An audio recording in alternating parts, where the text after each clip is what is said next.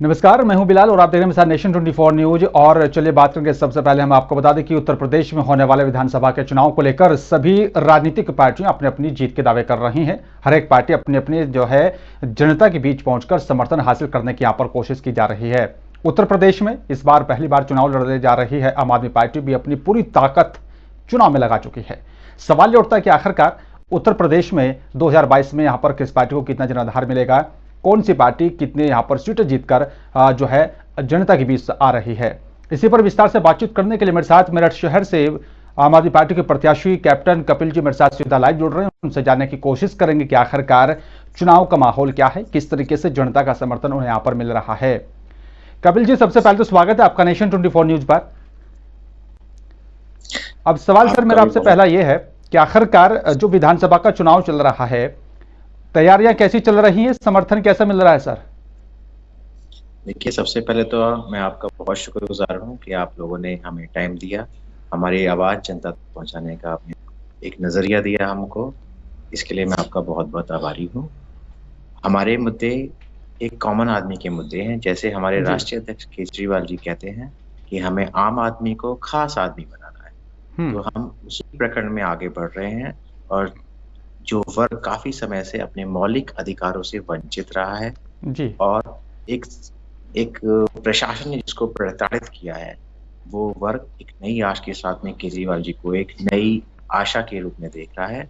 और जिस एरिया में हम जाते हैं, हमें जनता का भरपूर सहयोग मिल रहा है और उसके हिसाब से मेरा मनोबल काफी बढ़ गया है। मुझे पूरी उम्मीद है कि यहाँ पर हम बहुत अच्छा करेंगे और परिणाम बड़े आपको आश्चर्यजनक कर देंगे।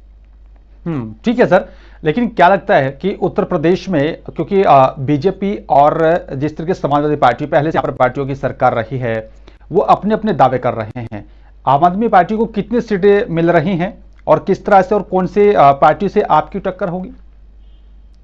देखिए, दावे कर रहे हैं। जैसे आपने कहा कि वो लोग दावे कर रहे हैं। जब दिल्ली में पहली बार हमने चुनाव लड़ा था, तो किसी ने ये नहीं बोला था कि एक टाइम पे आप इतनी मजबूत स्थिति में पहुंच जाएगा। अभी चंडीगढ़ के रिजल्ट्स आपको पता है, तो मुझे लगता है कि अभी ये बातें आप दावे किसको कितनी सीट मिलेगी, ये जनता के ऊपर छोड़ दी जाए। रिजल्ट्स आपके पास बहुत जल्दी आएंगे और मेरठ का मुझे पूरा यकीन है, उम्मीद है कि 10 फरवरी को मेरठ की जनता एक नए चेहरे को, एक नई शासन प्रणाली को मौका देगी और केजरीवाल जी जो हमारे प्रेरणा के स्रोत हैं, उनका फेस आगे आएगा और हमें पूरा जनता की सेवा करने का मौका मिलेगा। ठीक है सर, लेकिन उत्तर प्रदेश में बसपा, सपा, बीजेपी, कांग्रेस पहले से उनका वर्चस्व रहा है। आम आदमी पार्टी एक नई पार्टी है, दिल्ली में सरकार चला रही है और अब धीरे धीरे करके सभी राज्यों में चुनाव जहां जहां पर भी हो रहे हैं, आम आदमी पार्टी अपने उम्मीदवारों को मैदान में उतार रही है। क्या माना जाए सर कि उत्तर प्रदेश में जनता का आपको कितना समर्थन मिल रहा है? क्योंकि आप जो चुनाव पहली बार उत्तर प्रदेश में लड़ रहे हैं, तो जनता कैसे भरोसा कर रही है आप पर? देखिए, दिल्ली का मॉडल सबके सामने है जी। जैसे मेरठ वासी हैं, उनका कोई ना कोई रिलेटिव जो है दिल्ली में रहता है, वो सबके सब दिल्ली की प्रणाली से एक तरीके से उनको सबको मालूम है। तो दिल्ली मॉडल को देख के जनता बड़ा ही उन्हें जोश है और वो मुझे पूरी उम्मीद है कि वो लोग हमें पूरा सहयोग देंगे। और अगर विकास चाहिए तो हम जनता से सपोर्ट मांगते हैं, काम के लिए जनता से सपोर्ट मांगते हैं, रोजगार के लिए जनता से सपोर्ट मांगते हैं, अच्छी शिक्षा के लिए जनता से सपोर्ट मांगते हैं। तो ये जो कॉमन बेसिस हैं, ये तो हर वर्ग के लिए आज मौलिक रूप में बहुत जरूरी चीजें हो गई हैं। तो मुझे जनता का, हर वर्ग का पूरा सपोर्ट मिल रहा है और मुझे पूरी उम्मीद है कि ये जो सपोर्ट है, ये जल्दी उनकी वोट में भी कन्वर्ट होके मुझे मिलेगा।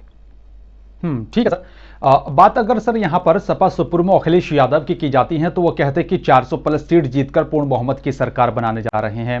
बीजेपी की तरफ से दावा यह किया जा रहा है कि 300 प्लस की सीटें जीत रहे हैं। अगर दोनों पार्टियों में यहाँ पर ये दावे किए जा रहे हैं, तो फिर क्या माना जाए सर? आंकड़ा आम आदमी पार्टी का कितना हो सकता है, कितना जनाधार हो सकता है, कितनी सीटें आपकी झोली में आ सकती हैं? देखिए, हमें पूरी उम्मीद है कि हमारा जनाधार आपको आश्चर्यचकित कर देगा जी।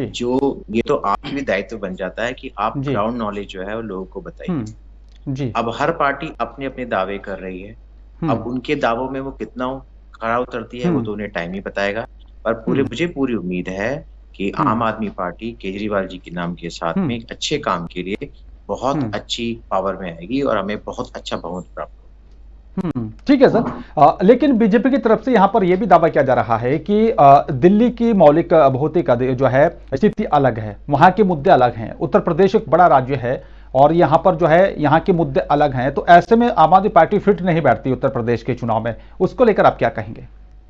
नहीं, ये जो कहा जा रहा है कि आम आदमी पार्टी, देखिए आम आदमी पार्टी कॉमन आदमी की पार्टी है, गरीब की पार्टी है। तो जो भी वर्ग एक अपने मौलिक अधिकारों के लिए लड़ रहा है, हम उनकी आवाज बनना चाहते हैं। जी। इसमें आप ये नहीं कह सकते शहर की स्टेट बड़ा है, छोटा है, एरिया बड़ा है, छोटा है, जाति समीकरण, इन चीजों को करके आप ध्रुवीकरण ना करें।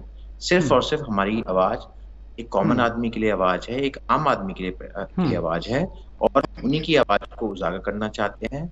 हम उनके जो परेशानियां हैं उनको उजागर करना चाहते हैं कि जिस तरह से सिस्टम में उनकी आवाज को सुना जाए और उनका कहीं ना कहीं से एक तरीके सरल तरीके से उनका जो पीड़ित वर्ग रहा है उनको उनका मौलिक अधिकार मिल जाए और उनकी जो परेशानियां हैं उनका उपाय मिले। ठीक है सर। जिस तरीके से केंद्रीय नेतृत्व की अगर बात की जाए भारतीय जनता पार्टी की, सभी केंद्रीय नेता, बड़े नेता जनता के बीच पहुंच रहे हैं और समर्थन यहां पर जनता का हासिल करने की कोशिश की जा रही है। उत्तर प्रदेश में क्या माना जाए कि आम आदमी पार्टी के बड़े नेता, या फिर बात यहां पर मुख्यमंत्री अरविंद केजरीवाल की हो या फिर उप मुख्यमंत्री जी की हो, यहां पर वो कैसे जनता के बीच जा रही, कहां पे क्या कुछ कार्यक्रम है ताकि जनता का समर्थन हासिल करने में और आसानी हो? देखिए 2 जनवरी को अरविंद केजरीवाल जी लखनऊ में आए थे, उन्होंने बहुत बड़ी महारैली करी थी और आज संजय सिंह जी मेरठ में आए हैं। मेरठ में भी वो जन संबोधन करेंगे, युवाओं से बात करेंगे।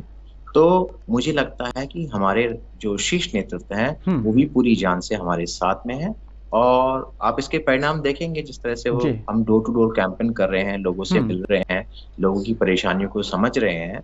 क्योंकि अगर मैं मेरठ की बात करता हूँ, मेरठ में 7 विधानसभाओं में से 6 में बीजेपी का कब्जा है। यहाँ पर 3 बार कंटिन्यूस सांसद रहे हैं हमारे बीजेपी के। पर लोग एक तरीके से काफी समय से जो परेशानियां झेल रहे हैं उनका उपाय उन्हें नहीं मिल पाया है। वो एक विकल्प की तरह देख रहे हैं। तो मुझे लगता है केजरीवाल जी का फेस एक सबसे सर्वोत्तम विकल्प है और ये राजनीति को एक नई दिशा देगा। हमारी राजनीति काम के लिए राजनीति होगी, हम जाति के लिए राजनीति नहीं करते हैं, हम काम के लिए वोट मांगते हैं।